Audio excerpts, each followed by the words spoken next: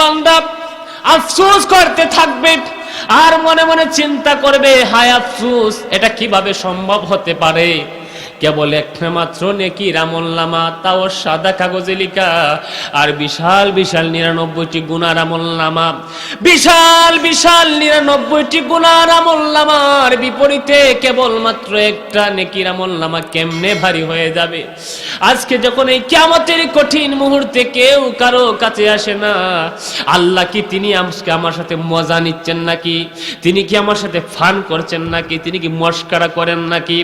আল্লাহ ডাক দিয়ে বলবেন, বান্দারে, তুমি মনে মনে যা কিছু ভাবছো সেটা সঠিক নয়, আমি আল্লাহ পাক যা সিদ্ধান্ত নিয়েছি সেটা সঠিক করবেন কে? আল্লাহ পাক সাথে সাথে ফেরেশতাদেরকে আদেশ দিবেন, আমার ফেরেশতারা আর দেরি করা যাবে না, আমার এই 99, আমার এই বান্দার 99টি গুনার আমলনামা মিজানের পাল্লার বাম দিকে রেখে দাও, আর একটা মাত্র সাদা কাগজে লেখা কালো কালিতে নেকির আমলনামাটা মিজানের পাল্লার ডান দিকে রেখে দাও। সাথে সাথে মিজানের পাল্লার ডান দিকের আমলনামাটা ভারী হয়ে যাবে। আজকের এই সুন্দর একটি জান্নাতি পরিবেশে কথা বলার, শোনার, আয়োজন করার তৌফিক দিয়েছেন, এতে আমরা খুশি না বেজার? এই জন্য আমরা পুরুষোচিত কণ্ঠে আকাশ বাতাস মুখরিত করে আমরা আমাদের কণ্ঠকে উজাড় করে বলছি আলহামদুলিল্লাহ। আর একটু জোরে আলহামদুলিল্লাহ। আমার বিশ্বনবী বলেন, আলহামদুলিল্লাহি তামলাউল মিজান। যেই মিজান মানে পাল্লা দিয়ে পরকালে আপনার আমার আমলনামা ওজন করা হবে, যেই ব্যক্তি একবার আলহামদুলিল্লাহ বলবে, কয়বার? আলহামদুলিল্লাহ বলার দ্বারা সেই মিজান, সেই পাল্লা সওয়াব দ্বারা ভরপুর হয়ে যায়। খুশি না বেজার? এই যে আবার সুবহানাল্লাহ বললেন, বিশ্বনবী তারপরে বলেন, ওয়াসুবহানাল্লাহি ওয়ালহামদুলিল্লাহি তামলাআনে আও তামলাউ মা বাইনাস সামাওয়াতি ওয়াল আরদ। যারা সুবহানাল্লাহ, আলহামদুলিল্লাহ এই দুইটা বাক্য পাঠ করবে, আসমান এবং জমিনের মাঝখানে ফাঁকা জায়গা কম না বেশি? আরেকটু আস্তে, আরেকটু আস্তে। বিশ্বনবী বললেন, সেই ফাঁকা জায়গা সম পরিমাণ সওয়াব আল্লাহ তাআলা তার বান্দার আমলনামায় দান করবেন। এই জন্য সব সময় শুকরিয়াকার, সব সময় প্রশংসাকার। আমাদেরকে ভালো রাখেন কে? আমাদেরকে সুস্থ রাখেন কে? আবার অসুস্থতার নিয়ামত দিয়ে পরীক্ষা করেন কে? এই জন্য সবসময় প্রশংসাকার। বিশ্বনবী বললেন যে আফদালুদ দুআই আলহামদুলিল্লাহ, সর্বোত্তম দোয়া হলো আলহামদুলিল্লাহ। সর্বোত্তম দোয়া কি? আলহামদুলিল্লাহ। এই জন্য আল্লাহ তাআলা বলেন, ইজ তাআযানা রাব্বুকুম লা ইন শাকারতুম লা আযীদান্নাকুম। যদি কোনো বান্দা আমার নিয়ামতের কৃতজ্ঞতা আদায় করে নিয়ামত বাড়াই দেন কে? আর ওয়ালা ইন কাফারতুম ইন্না আযাবি লাশাদীদ। আর নাশুকরি করলে, নিমক হারামি করলে আল্লাহর পক্ষ থেকে আযাব আছে না নাই? বিশ্বনবী বলেন, আফদালুদ দুআই আলহামদুলিল্লাহ, সর্বোত্তম দোয়া কি? আবার আফদালু যিকরি লা ইলাহা ইল্লাল্লাহ, সর্বোত্তম জিকির কি? বিশ্বনবী সাল্লাল্লাহু আলাইহি ওয়াসাল্লাম বলেন, আল ঈমানু বিদউ ওয়া সাবউনা শুবা। ঈমানের 70টার বেশি শাখা প্রশাখা আছে। ফা আফদালুহা কাউলু লা ইলাহা ইল্লাল্লাহ, সর্বোত্তম শাখা হলো লা ইলাহা ইল্লাল্লাহ। সর্বোত্তম শাখা কি? এই জন্য জিকির করব কার? আল্লাহ বলেন, ফাযকুরুনি আযকুরুকুম ওয়াশকুরুলি ওয়ালা তাকফুরুন। আল্লাহ কি বললেন? আমাকে স্মরণ করো। আল্লাহকে যদি আমরা স্মরণ করি, আমাদের স্মরণ করবেন কে?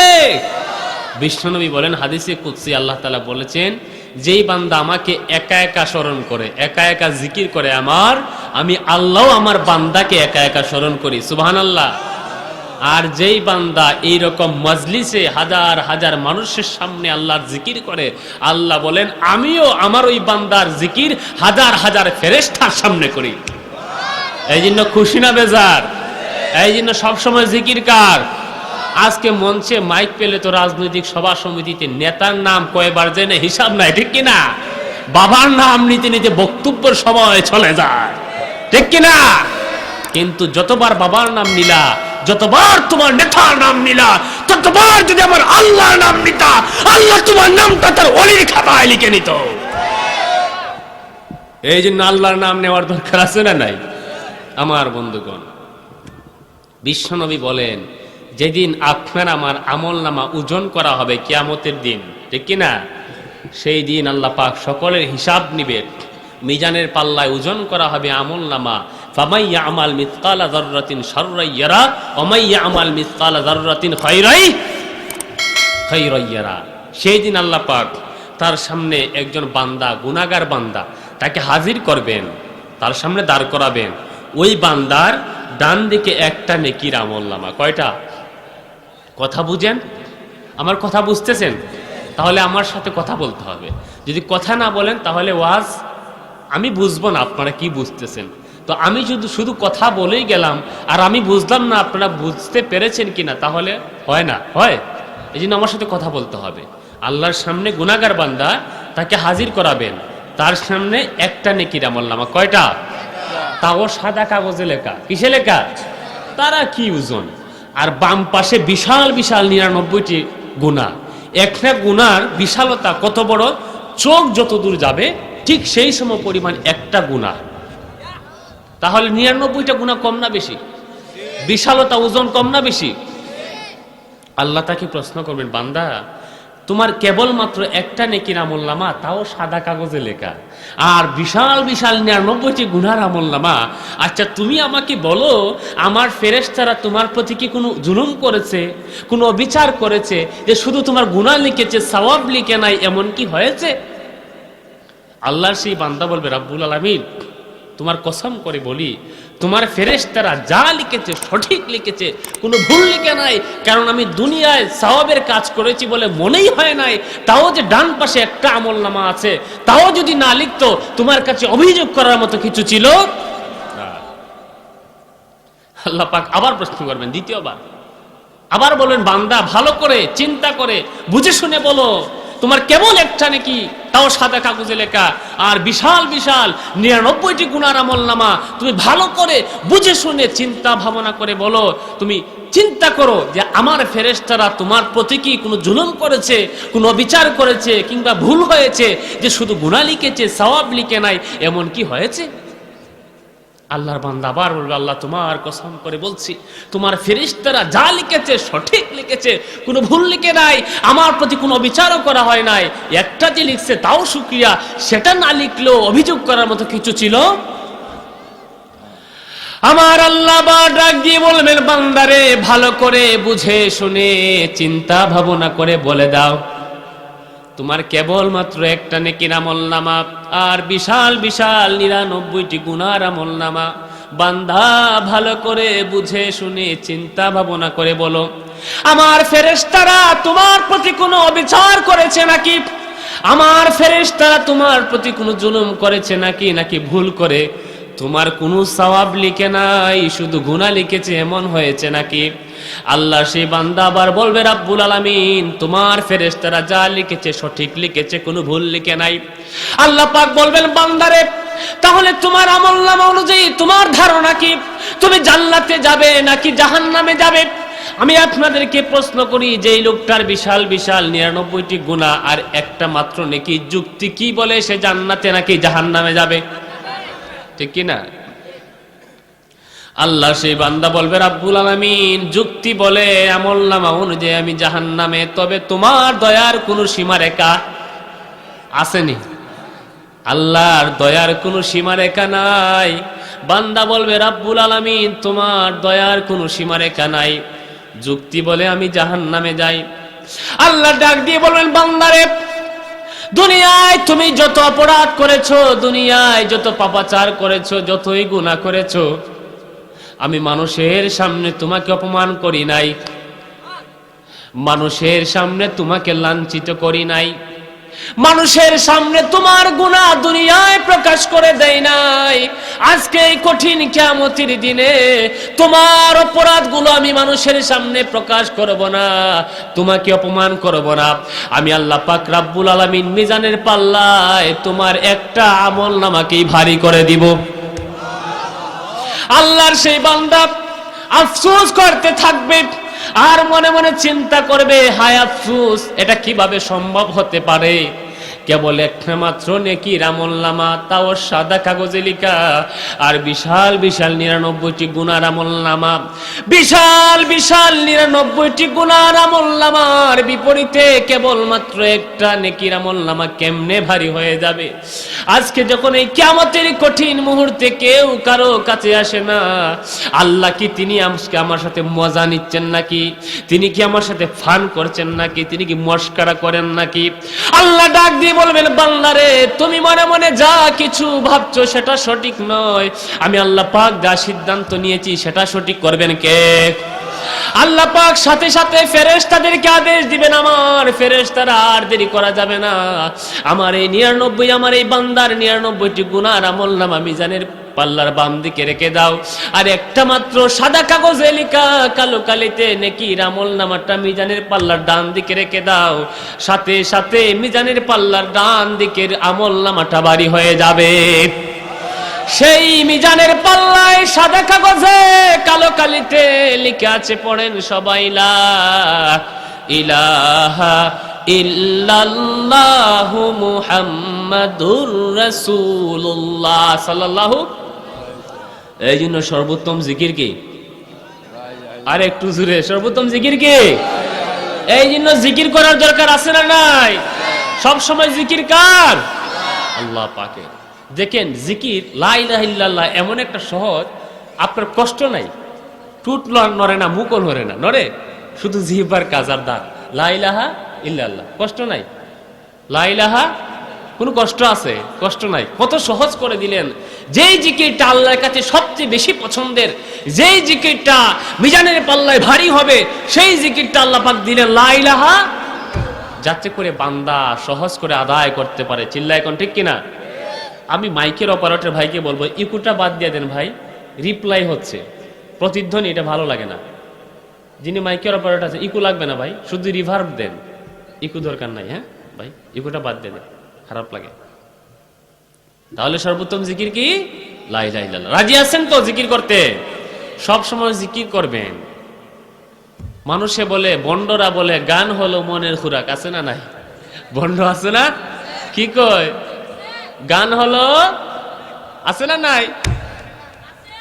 কিন্তু আল্লাহ বললেন না, আলা বিযিকরিল্লাহি তাতমাইন্নুল কুলুব, মুমিনের মনের খোরাক হলো জিকির, ঠিক কি না? মুমিনের মনের খোরাক কি? জিকির। এই জন্য জিকির করবো কার? আল্লাহ পাক। আমি আপনাদের সামনে পবিত্র কুরআনের 112 নম্বর সূরা, ছোট্ট একটি সূরা, সূরার নাম হলো সূরাতুল ইখলাস, আমরা বলি কুল হুয়াল্লাহ সূরা, আছে না নাই? সূরার নাম কি? আর একটু জোরে, কুল হুয়াল্লাহ সূরা। সূরার আয়াত মাত্র 4। আয়াত কত? 4। বড় না ছোট? আচ্ছা, কুল হুয়াল্লাহ সূরা পারেন না এমন কেউ কি এখানে আছে? আমার মনে হয় তো কেউ নাই, তাই না? এমন কিছু কিছু সূরা আছে, এমন কিছু কিছু সূরা আছে কোরআনে, যেগুলা প্রতিদিন ইমাম সাহেব নামাজে পড়ে, আছে না নাই?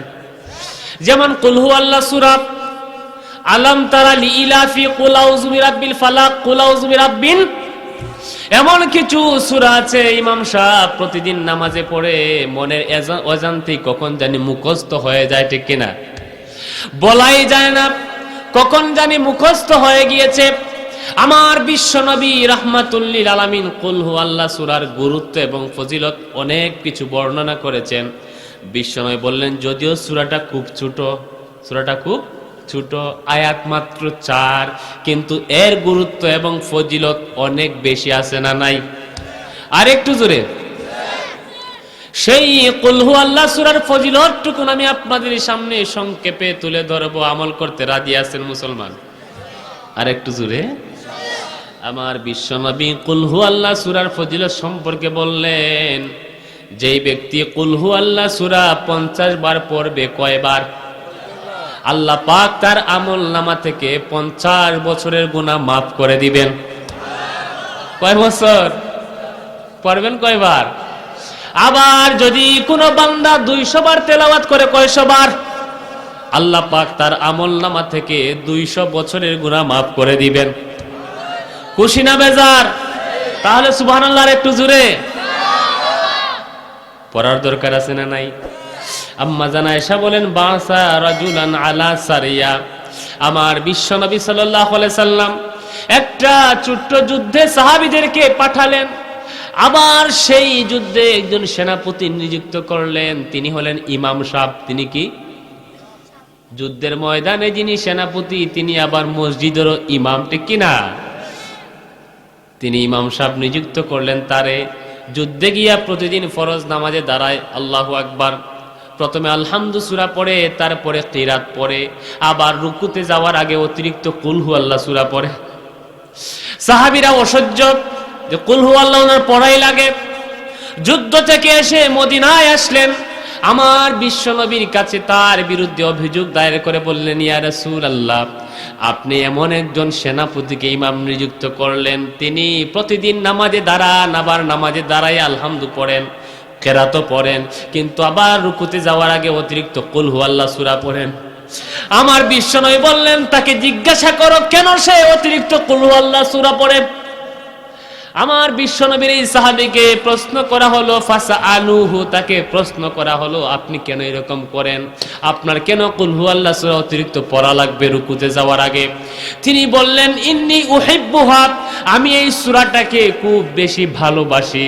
আমার বিশ্বনবী বললেন, আখবিরুহু ফা ইন্নাল্লাহা তাআলা ইউহিব্বুহু, আমার সাহাবীরা, আমার এই ইমাম সাহেবকে খবর দাও, কুল হু আল্লাহ সূরার প্রতি ভালোবাসার থাকার কারণে আমার আল্লাহ তাকে ভালোবেসে ফেলেছে। এই জন্য আল্লাহর ভালোবাসা চাই কি চাই না? এই জন্য আল্লাহর ভালোবাসা পেতে হলে কুল হু আল্লাহ বেশি করে পড়ার দরকার আছে না নাই? হযরতে আনাস রাদিয়াল্লাহু তাআলা আনহু বললেন, আমার বিশ্বনবী যখন সর্বপ্রথম মক্কা থেকে হিজরত করে গেলেন কোথায়? আর একটু জোরে।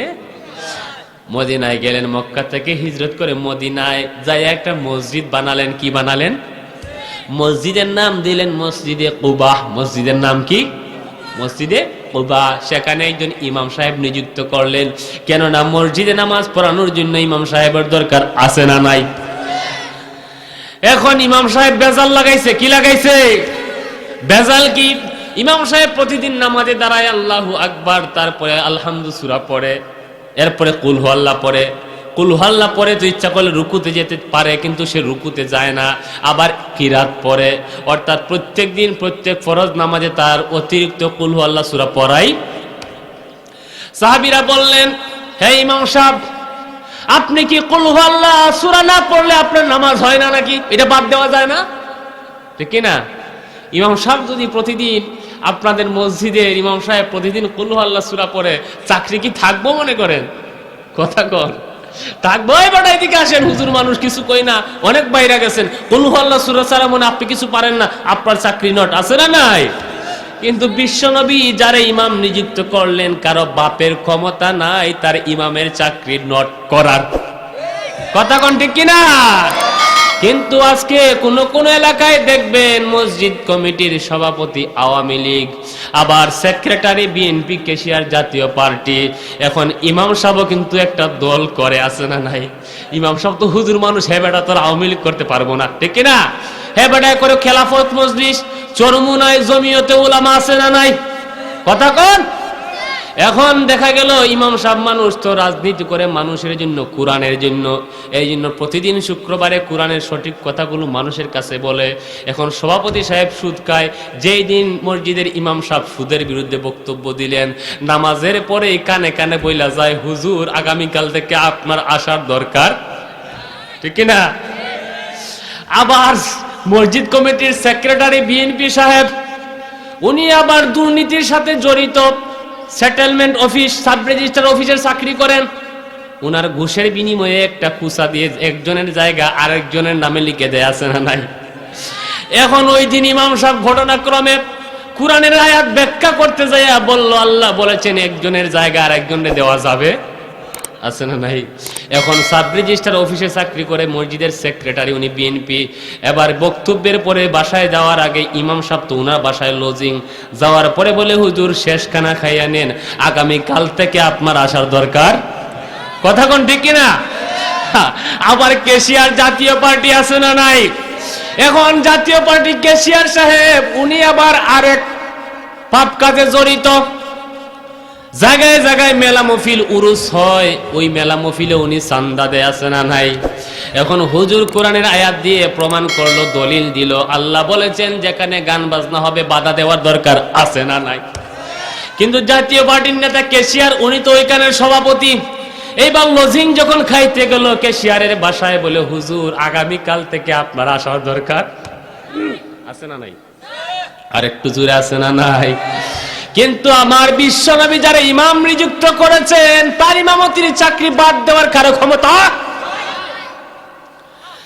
এই জন্য উনাকে যখন বলা হলো সাহাবীকে, ইমাম সাহেবকে, আপনি কুল হু আল্লাহ সূরা ছাড়া আর কিছু একটা পড়েন, তিনি বললেন আমি কুল হু আল্লাহ সূরা ছাড়তে পারবো না, মা আনা বিতারিকুহা, আমি কুল হু আল্লাহ সূরা ছাড়তে পারবো। বুঝে পড়লে ইমাম রাখো, না পড়লে আমি গেলাম, আমার চাকরির দরকার নাই। সাহাবীরা বললেন বাবা থাকেন, আপনারা আমরা কিছু বলবো না, যেহেতু আপনার ইমামতির চাকরি দিয়েছেন বিশ্বনবী সাল্লাল্লাহু, এই জন্য কিছু বলা যাবে না।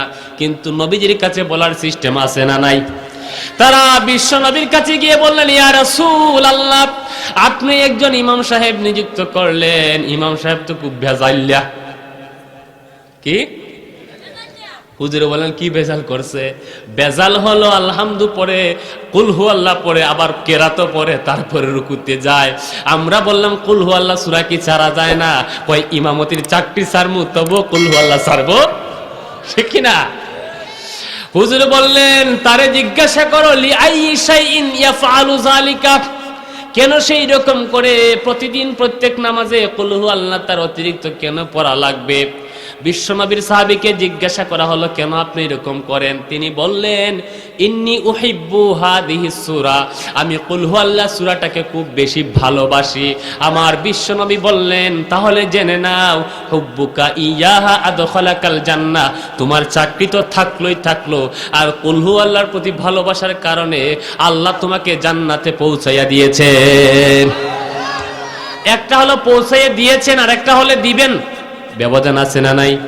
দিবেন মানে ভবিষ্যৎ, দিয়েছেন মানে অলরেডি দেওয়া হয়ে গিয়েছে। তার মানে হলো আল্লাহর যে বান্দা কুল হু আল্লাহকে বেশি করে ভালোবাসবে, কুল হু আল্লাহ সূরাকে বেশি করে তেলাওয়াত করবে, সে অনুযায়ী আমল করবে, অবশ্যই তারে জান্নাত দান করবেন কে? আমার বিশ্বনবীর কাছে আরেকজন সাহাবী আসলেন, এসে বললেন ইয়া রাসূলুল্লাহ ইন্নী উহিব্বু হাদিহি সূরা কুল হু আল্লাহ। তিনি বললেন ইয়া রাসূলুল্লাহ, আমি কুল হু আল্লাহ সূরাটাকে খুব বেশি ভালোবাসি। আমার নবী বললেন তাহলে জেনে নাও, ইন্না হুব্বাকা ইয়াহা আদখালাকাল জান্নাহ, ও আমার সাহাবী, কুল হু আল্লাহর প্রতি ভালোবাসার কারণে অবশ্যই আল্লাহ তোমাকে জান্নাতে পৌঁছাইয়া দিয়েছেন। এই জন্য কুল হু আল্লাহর ফজিলত আছে না নাই? আর একটু জোরে, অনেক বেশি। আমার নবী বললেন, হযরত উমর রাদিয়াল্লাহু তাআলা আনহু থেকে বর্ণিত হাদিস, তিনি বললেন, বিশ্বনবী বললেন, উমর, যেই ব্যক্তি কুল হু আল্লাহ সূরা 10 বার তেলাওয়াত করবে, কয়বার? আর একটু জোরে, আল্লাহ পাক তারে জান্নাতে একটা বিল্ডিং বানায়া দিবেন। খুশি না বেজার? একটা বিল্ডিং বানাইলে তো কয়েক লক্ষ টাকা লাগে, ঠিক কি না? 1-2 লাখ টাকা হয় না তো। এখন বলবেন হুজুর কি দরকার? আমি আপনাদেরকে প্রশ্ন করি, শহরে অনেক জায়গা আছে, কিন্তু বাড়িঘর যদি না থাকে সুন্দর লাগেনি, তাহলে বিল্ডিং দরকার আছে না নাই? আমার নবী বললেন যারা 10 বার পড়বে তাদেরকে একটা বিল্ডিং বানাই দিবেন কে? আবার যেই ব্যক্তি 20 বার পড়বে তারে 2টা বিল্ডিং বানাই দিবেন কে? আবার যেই ব্যক্তি 30 বার তেলাওয়াত করবে তারে 3টা বিল্ডিং বানাই দিবেন কে? হযরত ওমর রাদিয়াল্লাহু আনহু বলেন, ইয়া রাসূলুল্লাহ, 10 বার পড়লে একটা বিল্ডিং এর মালিক হয়ে যায়, আবার 20 বার পড়লে যদি 2টা বিল্ডিং এর মালিক হয়ে যায়, 30 বার পড়লে 3টা বিল্ডিং এর মালিক হয়ে যায়, তাহলে আমি যদি বেশি করে পড়ি আল্লাহ বেশি বিল্ডিং দিবনি? এখন আপনাদেরকে প্রশ্ন করি, আল্লাহর খাজানায় কি কমতি আছে নাকি ভান্ডারে আছে? নাই? কি গো নাই? নাই? অবশ্য হালকা শর্ট একটু পড়বে, একটুও নাই, ঠিক কিনা? আমার নই বললেন, উমর বেশি করে পড়ো আর বেশি বিল্ডিং এর মালিক হয়ে যাও। সুবহানাল্লাহ। এই জন্য কুল হু আল্লাহ সূরা বেশি করে পড়ার দরকার আছে না নাই?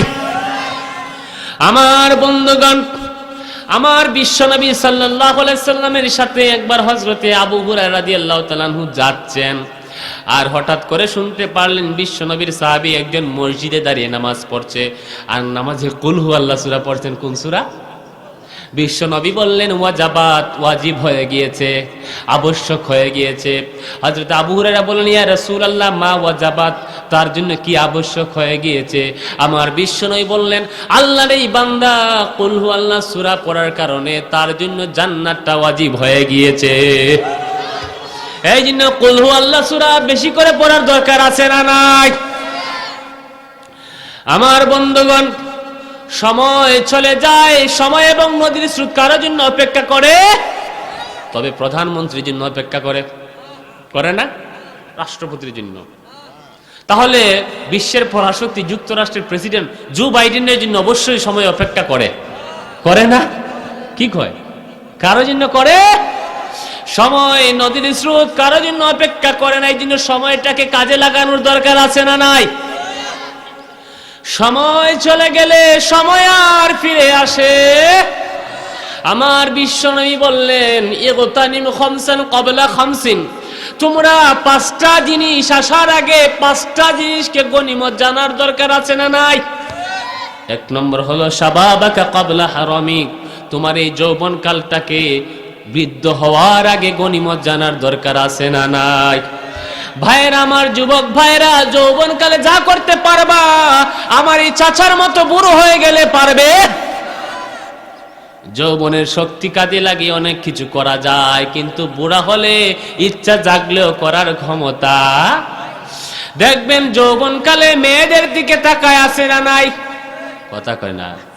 আবার দেখবেন কিছু কিছু ভাইয়েরা আছে যুবক পড়ালেখা নাই, কিংবা আছে কলেজ বিশ্ববিদ্যালয়ে পড়ে, দেখবেন ছুটির সময় স্কুল এবং কলেজের বারান্দায় দৌড়ায় মেয়েদেরকে ইপটিজিং করার জন্য, আছে না নাই?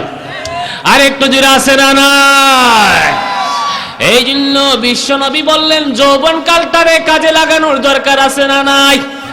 যেই দিন পরকালে কিয়ামতের দিন হাসরের মাঠে সূর্যটা আপনার অর্ধ হাত উপরে চলে আসবে, মাঠ হবে তামার তৈরি, সেই দিন কোনো ছায়া থাকবে না আল্লাহর আরশের ছায়া ব্যতীত। ঠিক কিনা? আল্লাহর আরশের ছায়া ব্যতীত যেই দিন কোনো ছায়া থাকবে না। আমার বিশ্বনবী বললেন যারা যৌবনকালে ইবাদত করবে আরশের নিচে জায়গা করে দিবেন কে? আবার আমার যুবক ভাইয়েরা ইফটিজিং করার জন্য মেয়েদের পিছনে ঘুরে, কিন্তু বিশ্বনবী বললেন যৌবনকালে যেই যুবক ছেলেটাকে একটা মেয়ে ডাক দিয়ে বলল আই লাভ ইউ, মেয়েটা কি বলল? আই লাভ ইউ, আমি তোমাকে ভালোবাসি। ছেলে বলে নাই, ছেলে তো পিছন দিয়া ঘুরে। এইবার ছেলে পিছনে যায় নাই, মেয়ে পিছনে এসে বলে ভাই আই লাভ ইউ। কি বলে? আই লাভ ইউ, আমি তোমার সাথে একটু সময় কাটাতে চাই। কিন্তু সেই যুবক ভাইটা বলে দিল আমি ভয় পাই কারে?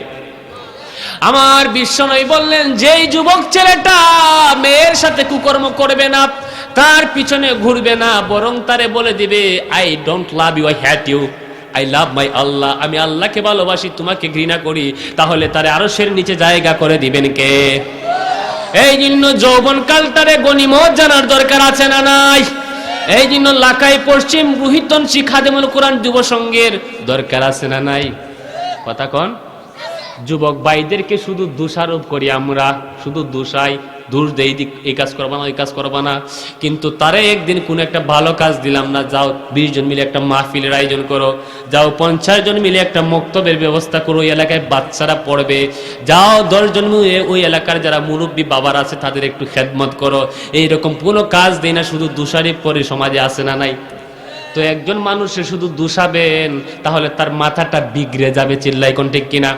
বলবে শুধু দোষায়, আব্বা শুধু গালি দেয়, মাও গালি দেয়, আবার ভাইও গালি দেয়, বোনও গালি দেয়, ঘরে শান্তি নাই, আছে না নাই? এই জন্য নসিহতের দরকার আছে না নাই? কাজ দিতে হবে। যুবকদের কি দিতে হবে? কাজ।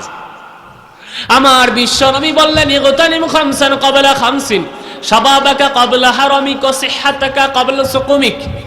আমার বিশ্বনবী বললেন 2 নম্বর হলো তোমার সুস্থ শরীরটাকে অসুস্থ হওয়ার আগে গনিমত জানার দরকার আছে না নাই? আর একটু জোরে। টাকা পয়সা আছে, কোটি টাকার মালিক, লাখপতি, হজে যায় না, আগামী বছর যাবো, আগামী বছর আসছে না, এই বছর যাব না, পরের বছর যাব। কিন্তু হঠাৎ করে শরীরটা অসুস্থ হয়ে গেল, তার পা দুইটা ভাঙ্গা গেল, প্যারালাইসিস হয়ে গেল। এইবার যতই টাকা থাকুক হজে যাওয়ার সামর্থ্য কি তার আছে? কথা কন। এই জন্য অসুস্থ হওয়ার আগে সুস্থ দেহটারে কাজে লাগানোর দরকার আছে না নাই?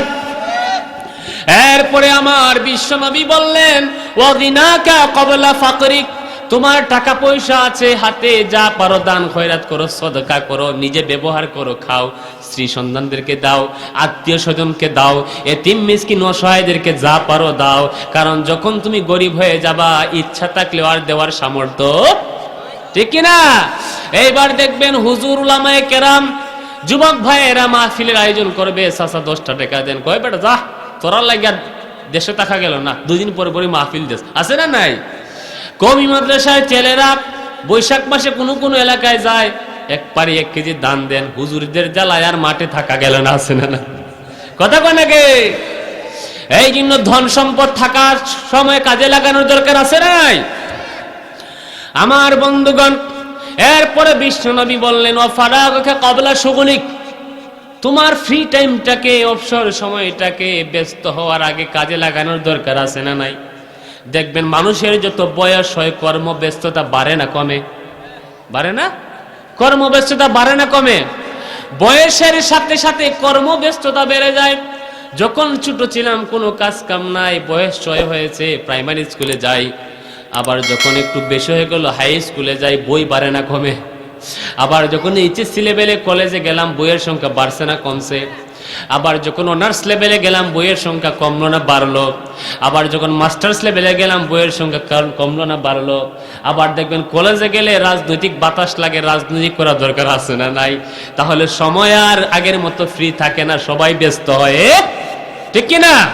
এই জন্য ব্যস্ত হওয়ার আগে সময়টাকে কাজে লাগানোর দরকার আছে না নাই?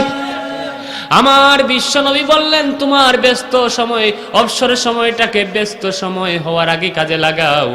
ও হায়াতাকা ক্বাবলা মাউতিক, আর মরণের আগে জীবনটারে গনিমত জানার দরকার আছে না নাই?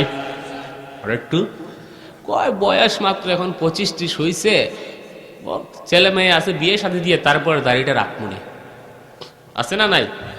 কিন্তু হঠাৎ করে আজরাইল এসে কয় আসসালামু আলাইকুম, আছে না নাই?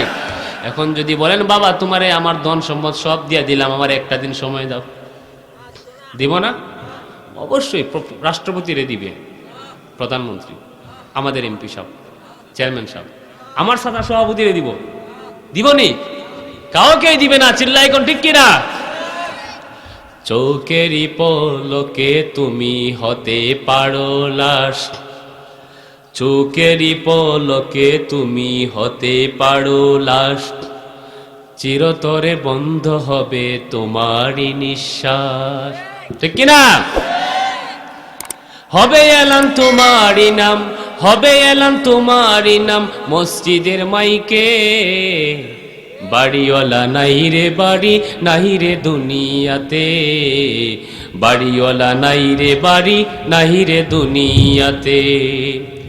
তোমার ভয়ে থাকতো মানুষ, ছিল বাহাদুরি, ঠিক কিনা? ও হুজুর, বক্তব্য সামলাইয়া দেন, আস্তে, খবরদার বেশি আগাইয়েন না, তাহলে কিন্তু মামলা দিয়ে ঢুকাই দিব, আছে না নাই? এখন কি আর কমু, ওয়াজ করতে গেলে বলে হুজুর বক্তব্য কিন্তু গরম হবে, কিন্তু সরকারের বিরুদ্ধে বলা যাবে, ঠিক কিনা? এখন ভাই বাবা আমি কি কমু, এখন আমি বক্তব্য দিলাম, সেই বক্তব্যটা আমার এক ভাই যদি সেই বক্তব্যের মাঝে পড়ে যায়, এখন আমি কি করব, ঠিক কিনা? আমার কিছু করার আছে? কথা কন, করার নাই। যেখানে যাই হুজুর বক্তব্য গরম, বক্তব্য কি গরম বক্তব্য। এখন গরম বক্তব্য, উচিত কথা বললে তো একজনের বিরুদ্ধে যাবেই, কথা কয় না, যাবে না? কিন্তু আপনাকে সত্যটা গ্রহণ করার ক্ষমতা থাকার দরকার আছে না নাই? তোমার বয়ে থাকতো মানুষ, ছিল বাহাদুরি, বুঝনি হাওয়ায় ওরা তুমি যে রঙিন ঘুড়ি, সুতোয় টান দিলে মানুষ, সুতোয় টান দিলে মানুষ পারবে না থাকিতে, বাড়িওয়ালা নাই রে বাড়ি নাই রে দুনিয়াতে, বাড়িওয়ালা নাই রে বাড়ি নাই রে দুনিয়াতে, ঠিক কিনা? এই জন্য মরণ আসার আগে জীবনের এই সময়টাকে কাজে লাগানোর দরকার আছে না নাই? এই জন্য আল্লাহ বললেন তোমার সময় যখন পাও তখনই বেশি বেশি করে কুল হু আল্লাহ সূরা পড়লে সওয়াব আছে না নাই? আর একটু জোরে। আমার বিশ্বনবী বললেন, আমার বিশ্বনবীর সাহাবী কি তিনি বললেন, আমার প্রিয় সাহাবী তুমি যখন ঘুমাতে যাবা তখন তুমি 3টা সূরা তেলাওয়াত করে নিবা। কুল হু আল্লাহ সূরা, কুল আউযু বিরাব্বিল ফালাক সূরা, তারপরে কুল আউযু বিরাব্বিন নাস। এই 3টা সূরা পরে যদি ঘুমাও তাহলে তোমার জিম্মাদারি হয়ে যাবেন কে? আম্মা জান আয়েশা রাদিয়াল্লাহু আনহা বলেন আমার বিশ্বনবী যখন ঘুমাতে যেতেন তিনিও ঘুমাতে যান, সাহাবীরাও ঘুমাতে যান, ওলিরাও ঘুমাতে যান, আর আমরাও ঘুমাতে যাই। ব্যবধান আছে না নাই? আমরা ঘুমাতে যাই, হাতে একটা মোবাইল আছে, স্মার্টফোন। এখন দেখবেন বা এরা একটু ঘুমানোর সময় ফেসবুকটা না টিপলে ভালোই লাগে না, আছে না নাই? ফেসবুক ধরতে ধরতে আছে না নাই? কোন সময় যে ঘুম চলে আসে জানাই নাই, ঠিক কিনা? আবার দেখবেন অনেকের অভ্যাস আছে ইউটিউব না চালাইলে তার ভালো লাগে না। আবার এখন নতুন একটা গেমস বাইরেছে, আমি আগে জানতাম না, 2 দিন আগে জানছি। সেই গেমসের নাম হলো পাবজি, কি আর একটা হলো ফ্রি ফায়ার ফক্স, আছে না নাই? এই যে একটা মহামারী দেশটায় শুরু হলো, আর পর্নোগ্রাফির কথা তো বলাই বাদই দিলাম। এই সমস্ত গেমস ভিডিওতে আসক্ত হয়ে আমার যুবক ভাইয়েরা নষ্ট হয়ে যাচ্ছে। সেই দিক থেকে, সেই পথ থেকে তাদেরকে ফিরে আনার দরকার আছে না নাই? কিন্তু আমার বিশ্বনবী যখন ঘুমাতেন, ঘুমানোর আগে ওযু করে নিতেন, মিসওয়াক করে নিতেন, ঠিক কিনা? আবার যখন বিছানায় শুয়ে যেতেন ডান কাতে শুয়ে কুল হু আল্লাহ 2 বার, কুল আউযু বিরাব্বিল ফালাক 2 বার, কুল আউযু বিরাব্বিন নাস 2 বার পরে ফু দিয়ে সারা শরীরটা মাসে করে নিতেন। আর বিশ্বনবী বললেন যারা এরকম করবে তাদের জিম্মাদারি স্বয়ং আল্লাহ নিয়ে যাবে। তো যার জিম্মাদার আল্লাহ হয়ে যান তার কোনো ভয় আসেনি, কথা কোন? এই জন্য কুল হু আল্লাহ পড়ার দরকার আছে না নাই? আমার বন্ধুগণ, আমার বিশ্বনবী তাবুকের যুদ্ধে গেলেন, তাবুকের যুদ্ধে গেলেন। আজকের দিনটা হঠাৎ করে দেখতে পারলেন অন্য দিনের চেয়ে একটু ভালো লাগে, অন্য দিনের চেয়ে সূর্যটার একটু আলো বেশি, কিরণ বেশি। আমার বিশ্বনবীর কাছে জিবরাইল আলাইহিস সালাম আসলেন। আমার বিশ্বনবী জিবরাইলকে প্রশ্ন করলেন, জিবরাইল আজকের দিনটা এত ভালো লাগে কেন? আজকের সূর্যটা এত কিরণময় কেন? আজকের দিনটা এত সুন্দর কেন? জিবরাইল বললেন, ইয়া রাসূলুল্লাহ, মদিনায় আপনার একজন সাহাবী ইন্তেকাল করেছেন, তার নাম হলো মুআবিয়া ইবনে মুআবিয়া আল-লাইসি রাদিয়াল্লাহু আনহু। তার ইন্তেকালের কারণে আল্লাহ খুশি হয়ে তার জানাজা পড়ার জন্য রহমতের 70,000 ফেরেশতা নাজিল করে দিয়েছে। কয় হাজার? আর আমি আপনি মরলে কয় হাজার আসে? কথা কোন? আসেনি? কথা কোন না কেন? আসে না, ঠিক কিনা? সেই আশার কাজ করার দরকার আছে না নাই? আমার বিশ্বনবী বললেন কোন কারণে, কোন আমলের কারণে, কোন আমলের কারণে আল্লাহ তাকে এত ভালোবেসে ফেলেছেন? জিবরাইল বললেন, ইয়া রাসূলুল্লাহ, আপনার এই সাহাবী ঘুম থেকে উঠে ঘুমানোর যাওয়ার সময়, আবার হাঁটতে বসতে চলতে ফিরতে সব সময় কুল হু আল্লাহ সূরা পড়ে। কোন সূরা? আর কুল হু আল্লাহ বেশি বেশি পড়ার কারণে আল্লাহ খুশি হয়ে তার জানাজার নামাজ পড়ার জন্য 70,000 ফেরেশতা নাজিল করে দিয়েছে। এই জন্য কুল হু আল্লাহ বেশি করে পড়ার দরকার আছে না নাই? একবার পড়েন সবাই, কুল হুয়াল্লাহু আহাদ আল্লাহুস সামাদ লাম ইয়ালিদ ওয়া লাম ইউলাদ ওয়া লাম ইয়াকুল লাহু কুফুয়ান আহাদ। একটু জিকির করেন আর খালি জায়গাটা ফিল আপ করেন। লা ইলাহা ইল্লাল্লাহ, লা ইলাহা, লা ইলাহা ইল্লাল্লাহ, লা ইলাহা, লা ইলাহা ইল্লাল্লাহ, লা ইলাহা ইল্লাল্লাহ, লা ইলাহা। ভাইজান খালি জায়গাটা ফিল আপ করেন প্লিজ। আমার বাবাজিরা পায়ে দুইটা বলতেছি, যুবক ভাইয়েরা প্লিজ খালি জায়গাটা ফিল আপ করেন। শয়তান বসে যাবে, আলোচনার মাঝখানে ডিস্টার্ব দিবে। জিকির পড়েন লা ইলাহা ইল্লাল্লাহ, লা। আসমানের জমিন যে আল্লাহ, জমিনের মালিক সেই আল্লাহ। লা ইলাহা ইল্লাল্লাহ, লা ইলাহা, লা ইলাহা, লা ইলাহা।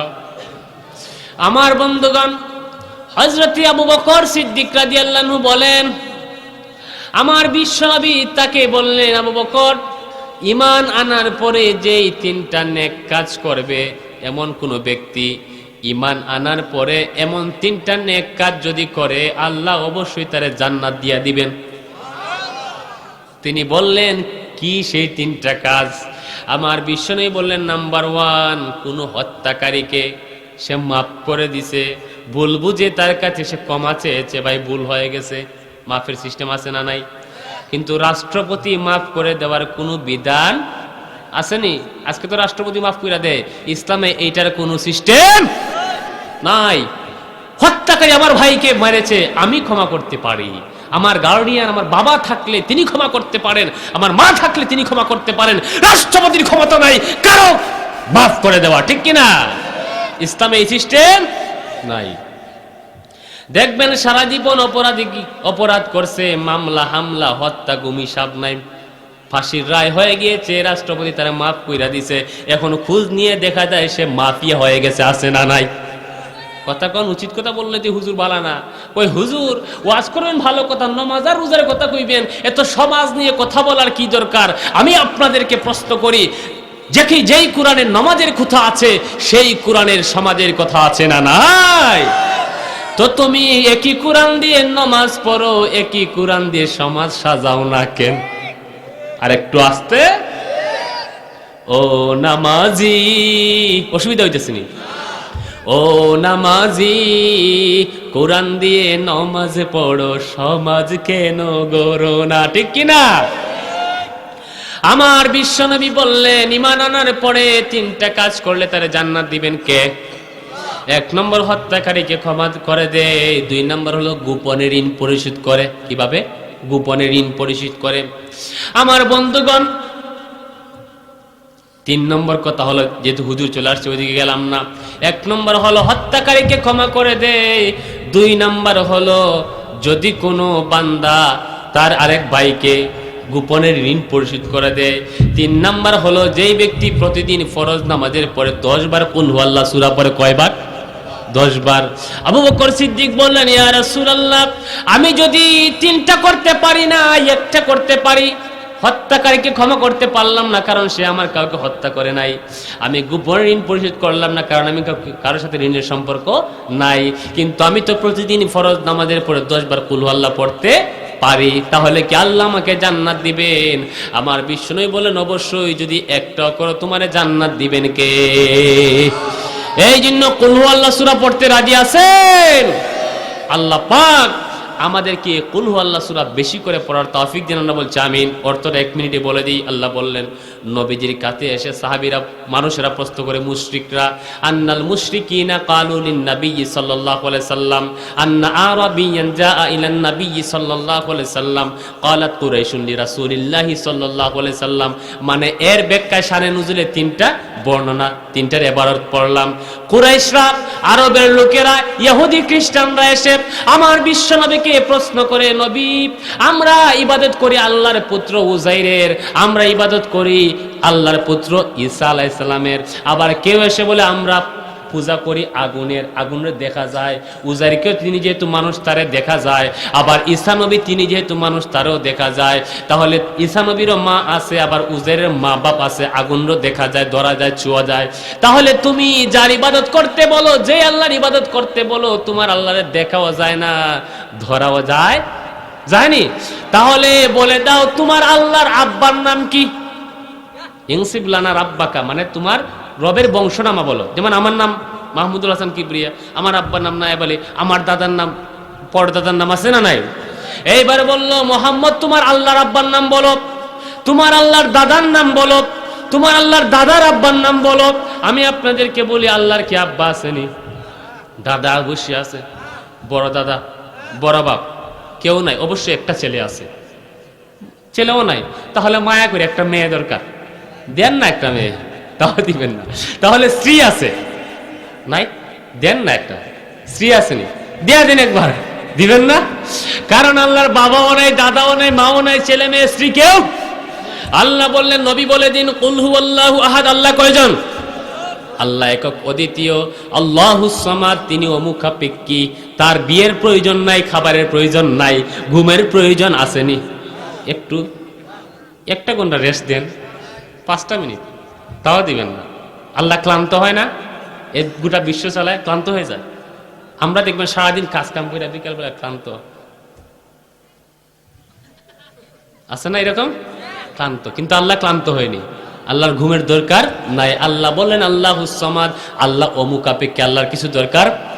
লাম ইয়ালিদ ওয়া লাম ইউলাদ, তিনি কাউকে জন্ম দেননি, তাকেও কেউ জন্ম দেয়। ওয়া লাম ইয়াকুল লাহু কুফুয়ান আহাদ, তার সমকক্ষে কেউ একজন আছে। যুক্তরাষ্ট্রের প্রেসিডেন্ট, আমাদের প্রধানমন্ত্রী, রাষ্ট্রপতি, গোটা বিশ্বের মানুষও তার সমকক্ষ, ঠিক কিনা? এই জন্য আমরা বেশি বেশি করে কুল হুয়াল্লাহ সূরা পড়ি। আল্লাহ পাক আমাদেরকে তৌফিক দান করেন। আমরা বলছি আমিন। আমি যেই কথাটুকু বলেছি যদি ভুলক্রমে ভুল হয়ে থাকে, আল্লাহ পাক আমাদের সিনা থেকে, জেহেন থেকে মুছে ফেলুন। যেই কথাটুকু সঠিক হয়েছে, আল্লাহ পাক আমল করার তৌফিক দেন। আসসালামু আলাইকুম ওয়া